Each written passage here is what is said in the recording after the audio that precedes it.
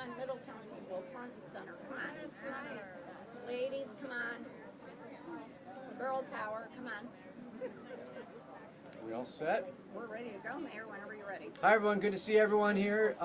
Thank you as always for being here. Lieutenant Governor, and so many other folks. Welcome back to New Haven. I know that you spend a lot of time here, and that underscores the importance of New Haven to the state of Connecticut. Just a quick update on New Haven and our statistics in the city. Our team, in partnership with many nonprofits, the Federally Qualified Health Centers, Griffin Hospital, and others, have been working very hard to keep folks safe and increase the rate of vaccinations in our city. And it is clear that New Haven is playing a very leading role in comparison to the large cities around Connecticut. We're at the forefront and continue to work very hard. The vast majority of residents around the state of Connecticut and in New Haven have been vaccinated. And so if you're not vaccinated, you're going to be left behind.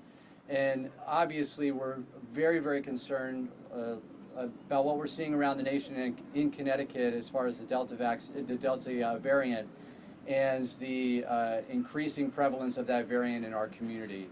So I want to say again that you need to get vaccinated. If you don't get vaccinated, you're likely to get COVID. And that's the choice in front of you. The consequences of getting COVID are way more severe than any inconvenience or brief side effects of the vaccine. Protect yourself, protect your community, get the vaccine. In New Haven, we are at 63.3% of our population that is eligible has gotten the first dose, and 57.7% have gotten the second dose of those individuals that are eligible. And while there's so many people to thank here, I did want to acknowledge very quickly that we are joined by Representative Dillon, one of the many members of our state delegation that are advocating here. And I wanted to take a moment to thank Griffin Hospital, who I often joke is on enemy territory here because we so often very closely work with Yale New Haven Hospital. But the team with Griffin has been just incredible at their flexibility. I mean, this site here is one, my office is right there, and I look out the window and they're here every single day vaccinating people. They're also out at Lighthouse Point every single day vaccinating people. They do many pop-ups in our community, and they're very can-do about when team, our health department asks and says this is a spot where we think it's really important for you to set up to make sure that vulnerable population, this population where our numbers are a little bit lower, needs that extra support. They're very can-do in working with us to make sure that many more people get vaccinated. So thank you to Griffin Hospital. And on that note, I'm going to pass it over to Todd Leo, who is a vice president and, correct me if I'm wrong, you're the chief corporation counsel, did I get that? General counsel at Griffin Hospital. Thank you, Todd, for joining. And I'll hand it over to you. Thank you.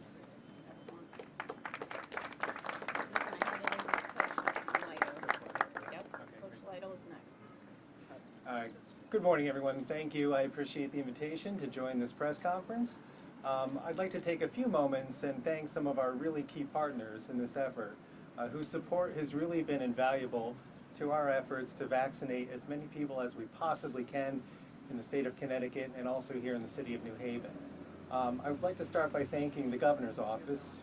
The Governor's Office has shown tremendous leadership and vision by putting together the mobile vaccination program, which has been particularly focused on reaching socially vulnerable communities where the COVID-19 pandemic has hit the hardest. I'd also like to thank the Department of Public Health. They've been tremendous partners. They have been so innovative and so flexible too. Mayor Elicker referred to our flexibility. We're just trying to follow their lead here. And last, I'd like to thank the city of New Haven. Our success in the field is only as good as the partnerships that we have locally. Mayor Elicker and also the director, Marissa have been tremendous partners for us, and I'd like to thank them. Griffin Health has over 35 teams that are vaccinating across the state of Connecticut. We have vaccinated over 31,000 individuals up to this point, and we've held 1,831 mobile vaccination clinics across the state. Our work is not done. We will continue to go anywhere that we're asked to go until every last person in the state is vaccinated. So if you're at home, if you're waiting, if you're sitting on the sidelines, there is no reason to wait any longer. I would encourage anyone that has not gotten vaccinated yet to get vaccinated as soon as possible. So thank you very much. We appreciate the support and look forward to continue working with our partners. With that, I'm going to hand this over to Coach Lytle, who will say some remarks.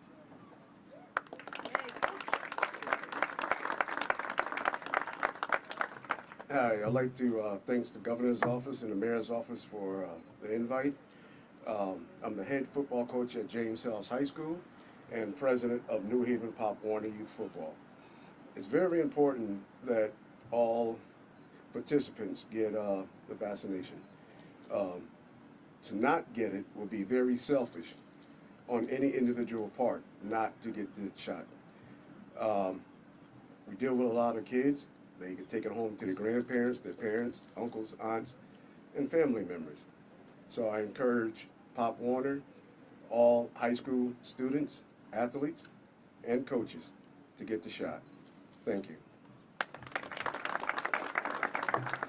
I would like to introduce New Haven Public Health Director, Marissa. Thank you.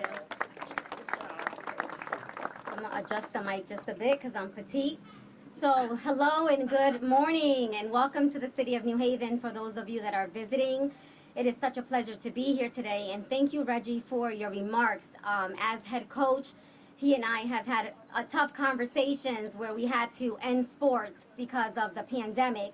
And here we are miraculously with a vaccine a year later, and we have an opportunity to play sports again. So we are encouraging our community that are eligible to get vaccinated urgently, as we are now seeing in our city and in our state, in our nation, around the country, a new variant that's trying to come and attack us as a community.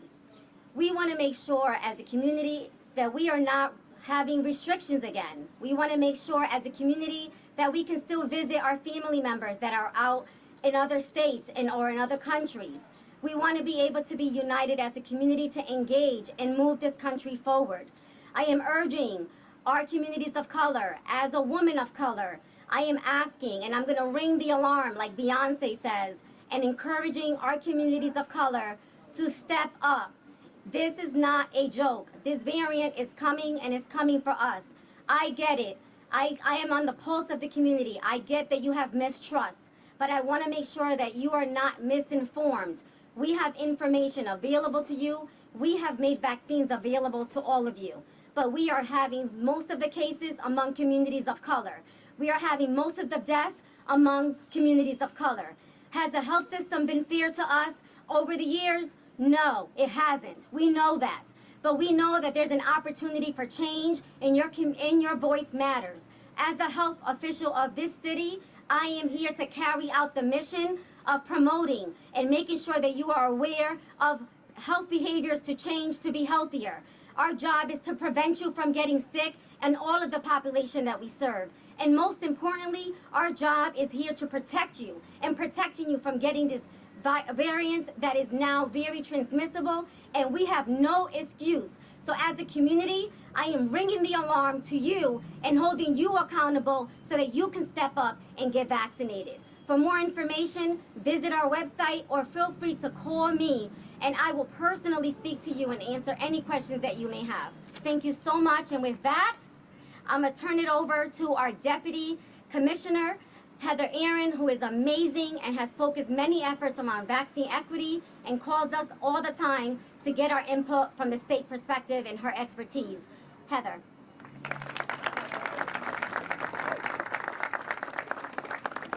Good morning, everyone.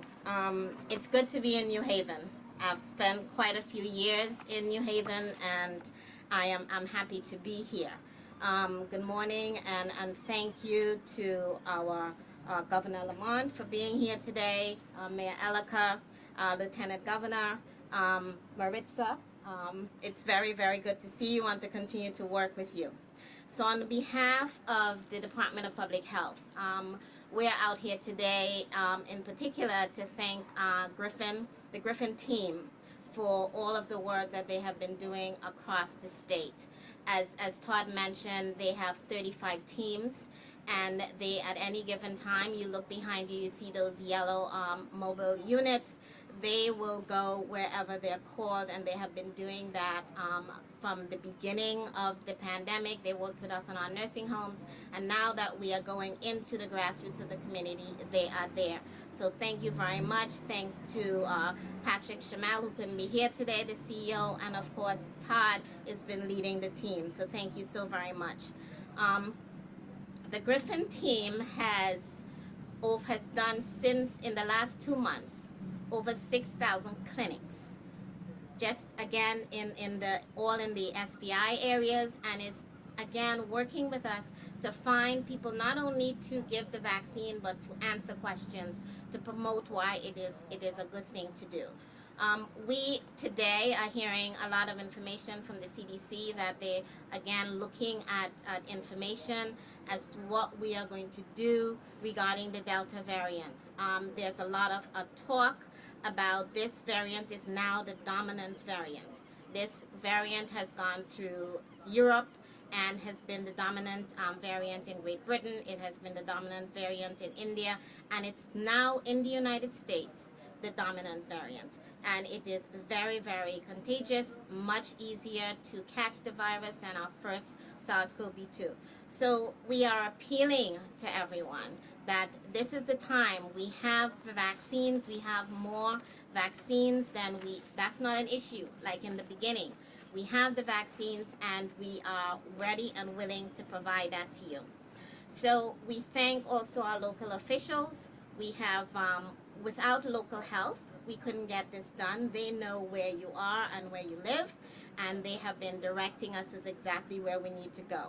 So clinics like this on the green has been very successful. We're happy to see that we already have a few people that are lined up to take the vaccine.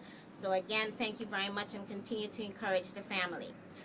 With strong support from our governor, we have been leading in vaccinations across the country. Overall, we're at 70%. Our numbers would be higher, but our vaccines between the ages of 12 to 24 are somewhat hesitant, and we're not able to bring that number up without your continued support. So again, this is our time. We want to do this before the fall gets here. We want to make sure that everyone is vaccinated. So remember, there are those who cannot be vaccinated. There are those who are immune compromised. And if those individuals get vaccinated, it's on all of us. So please remember, when you're vaccinating, it's not only for yourself, it's for those who cannot take care of themselves, those who cannot be vaccinated. So again, thank you very much for coming out here today, and thank you for all that you're doing. And with that, I would like to announce our illustrious Lieutenant Governor. Thank you. Thank you. All right, thank you. Thank you so much, Madam Deputy. And here's the good news. The good news is that New Haven is leading the way amongst our cities in vaccination rates. So I want to thank the mayor and the health director and the city of New Haven for their leadership. The bad news is that we are seeing a pandemic of the unvaccinated in our state and in our country. And here's the thing. The people who have not been vaccinated are the people who are going to the hospital, who are getting sick, and who are dying.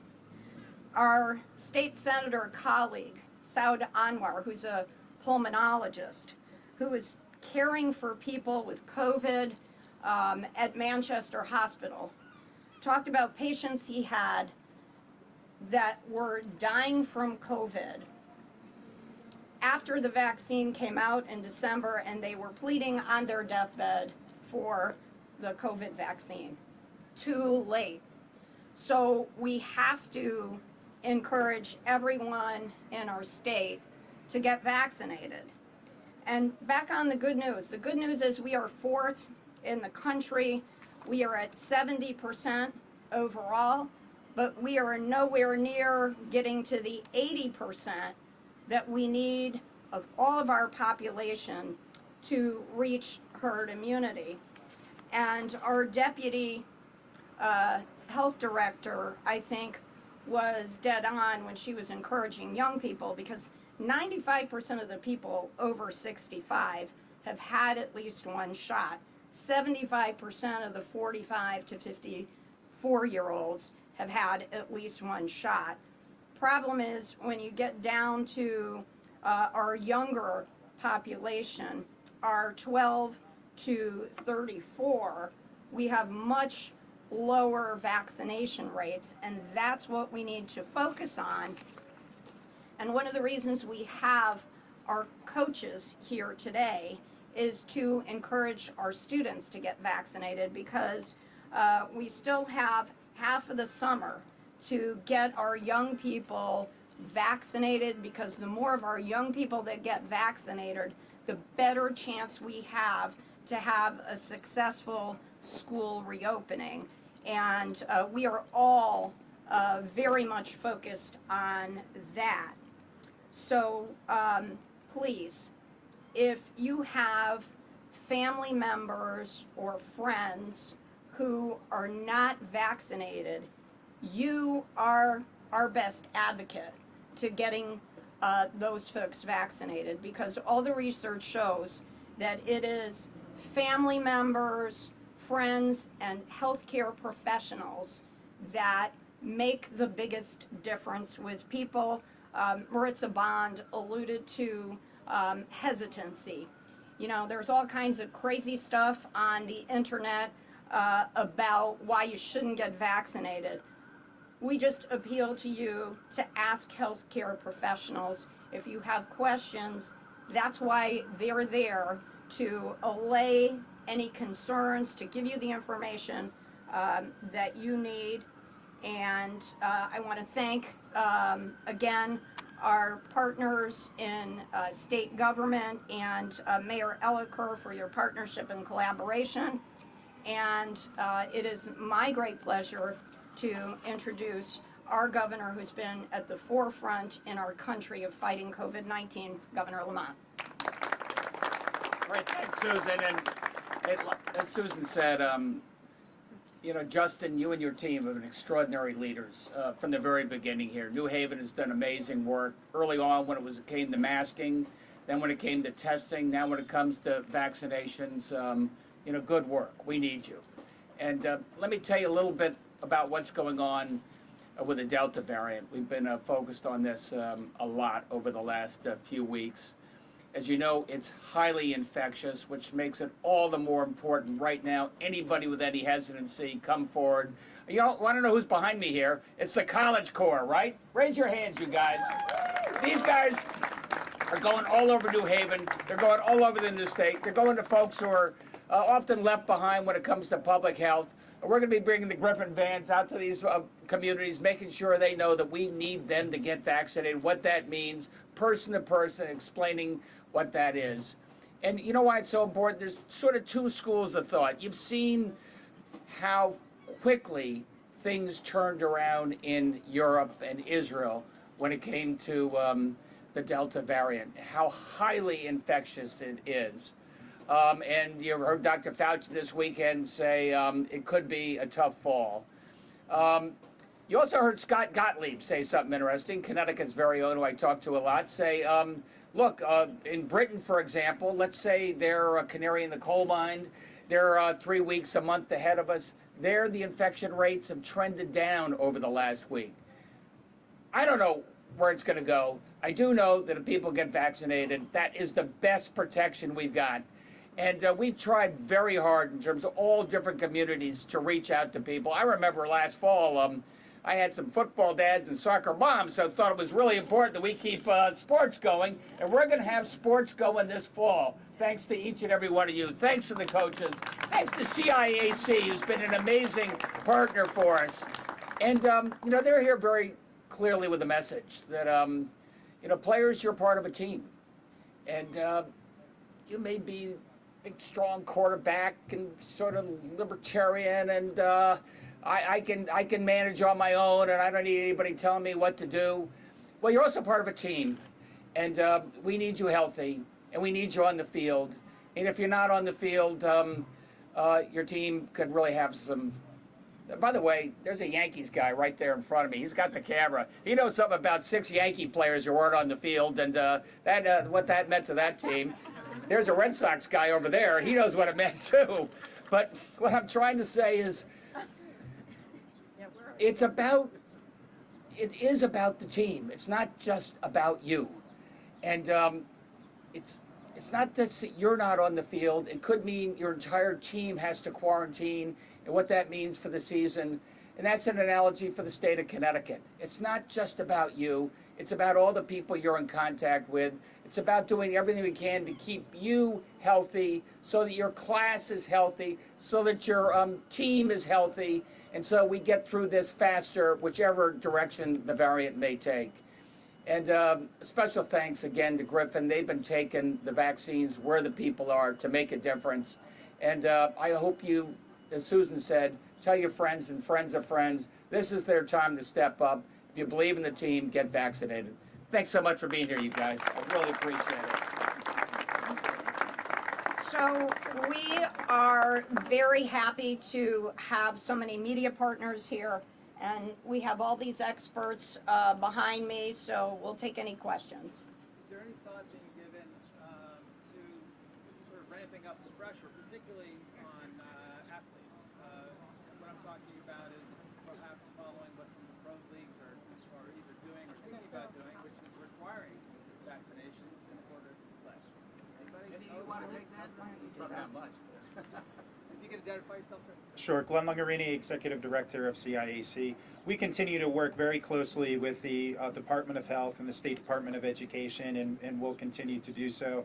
As Governor Lamont said, you know, our success in sports is a life lesson, that it's as much about helping others achieve their goals as it is your own personal one. So we're encouraging everybody, be the best teammate you can be, get vaccinated. That's why we ran vaccination clinics at our baseball championships, our tennis championships, our track and field championships. So we're confident the kids in Connecticut are going to answer that call.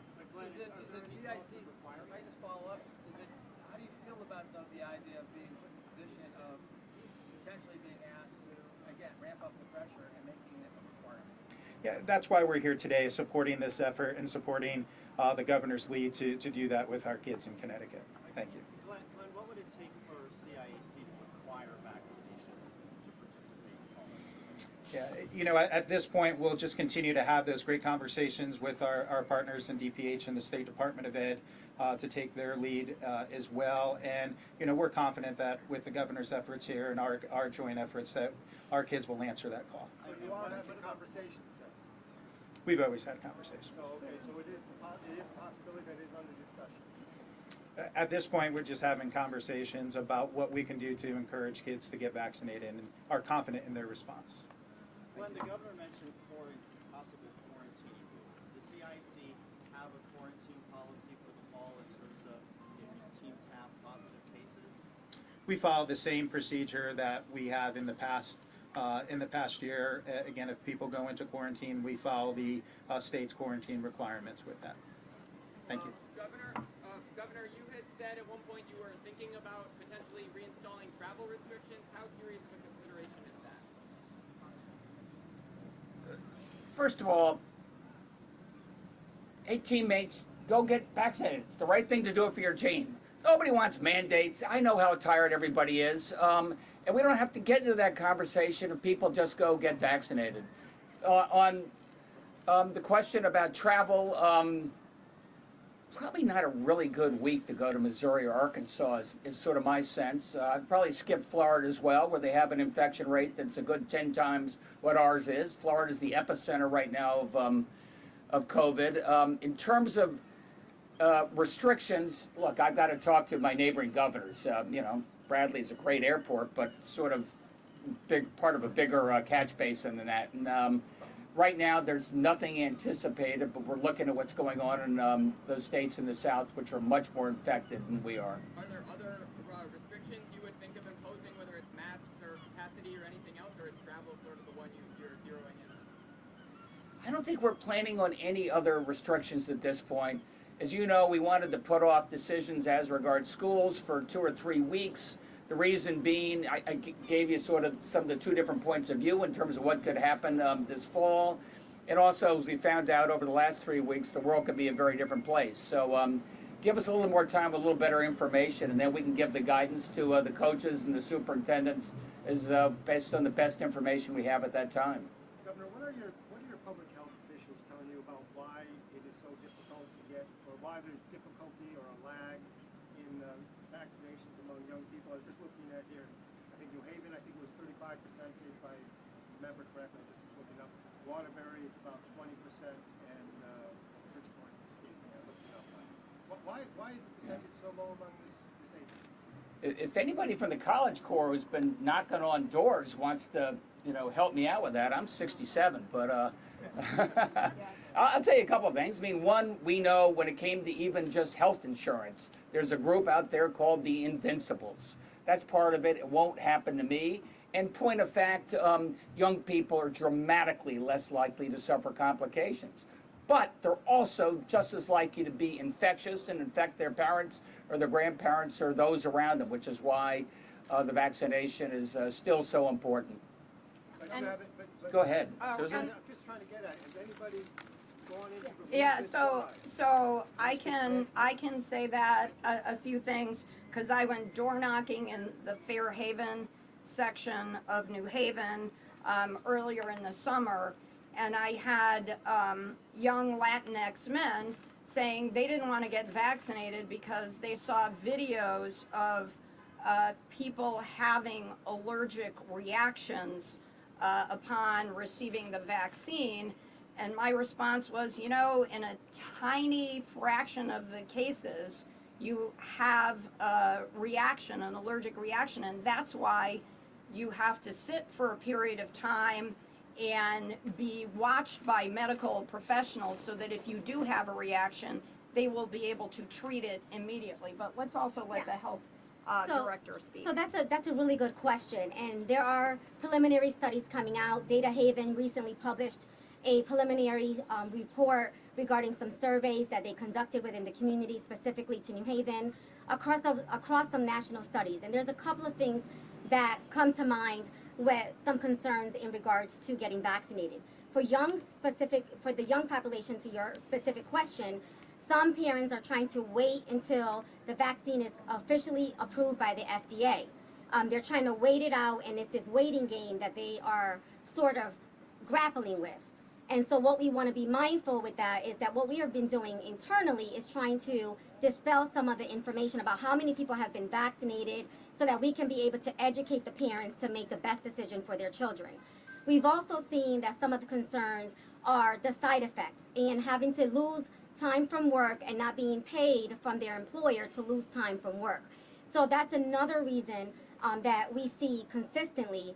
And then of course we're seeing the misinformation about those that are against vaccine are going to be answering your questions as they come in live and are doing surveys on different social platforms so that we can be able to interact with the community as they need it.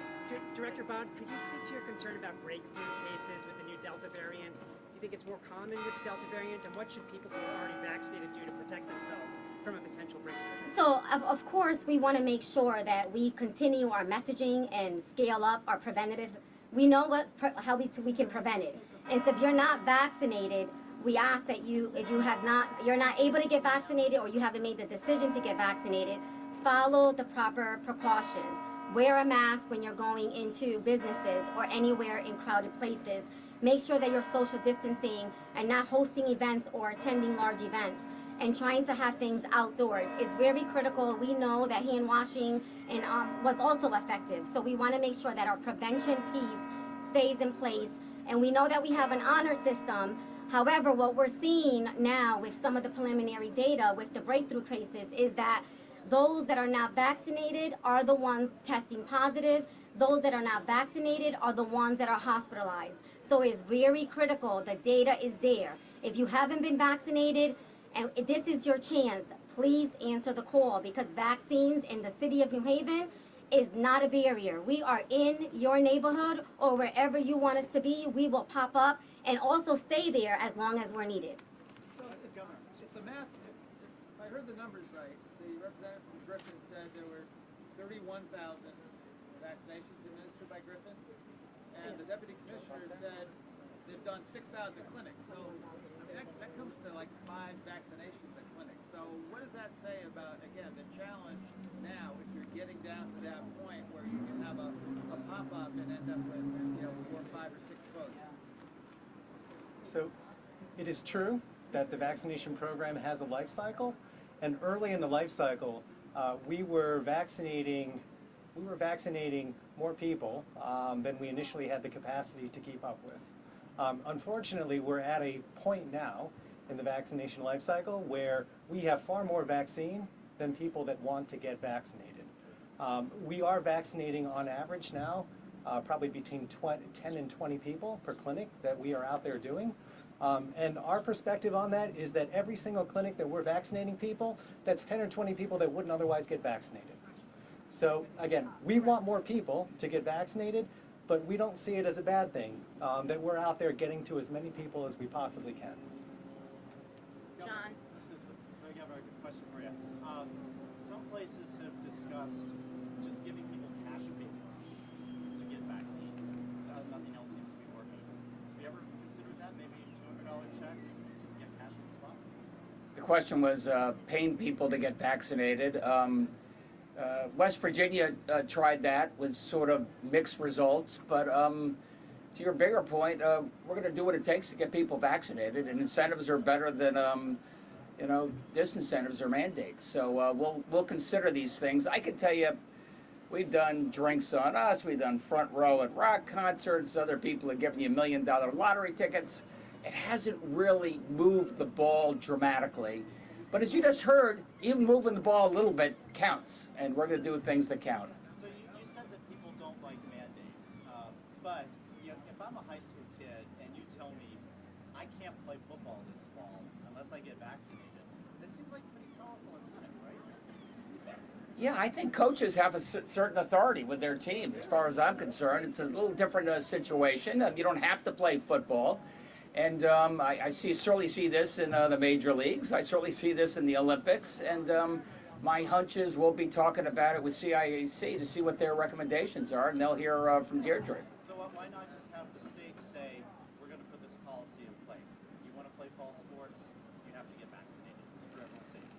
Because if the coach tells me he's got everybody already vaccinated, we can do it without all the consternation. I think that's a lot better. That's why we're doing this event right now. But we'll see what we need to do in a few weeks if things change. But school districts now, if the superintendent or Board of Education wants, can adopt a policy that says, if you want to play fall sports, winter sports, or whatever sports, intramural sports, be in the band, the math club, you got to get a vaccine. Yeah, Paul, you're absolutely right. This is not Florida. And that means if a coach says, I want everybody vaccinated, if the superintendent says, I want everybody vaccinated, if the owner of the restaurant says, I want to make sure that before you come in here without a mask, I can see you've been vaccinated, we leave that up to the good discretion of those folks. Yeah, please, Justin. What my team has told me as far as what's guiding our decisions on how to influence people to get vaccinated is incentives don't have a huge impact. They're not moving the dial significantly. Keeping the pop-up sites in one location for a long period of time actually is helpful because people start to realize that that's the site that maybe they don't have time today, maybe tomorrow they have to work, but they can come back on another day where the day after they don't have to work, and they can recover if there's any side effects. I don't think the message that people should take away from here is that we shouldn't be exploring mandates. Yale University is doing a mandate, Yale New Haven Hospital is doing a mandate, and other businesses out there, I think, should be exploring the option of doing a mandate as well. We have mandates for other types of vaccines, and this is something that I think that our community, whether it's in government or in the private sector, should be exploring. There's a lot of consequences to mandates and a lot of things to consider. We're talking about this in City Hall. We're just in the exploratory phase right now because there's a lot of impact. But I don't think that people should walk away here saying that mandates are off the table. The research shows that mandates do significantly influence people being likely to get vaccinated. Could you do a mandate without the bargaining agreement? We're exploring that. we were having a conversation about that this morning. Across the state, do we know what percentage the Delta variant makes up of your cases?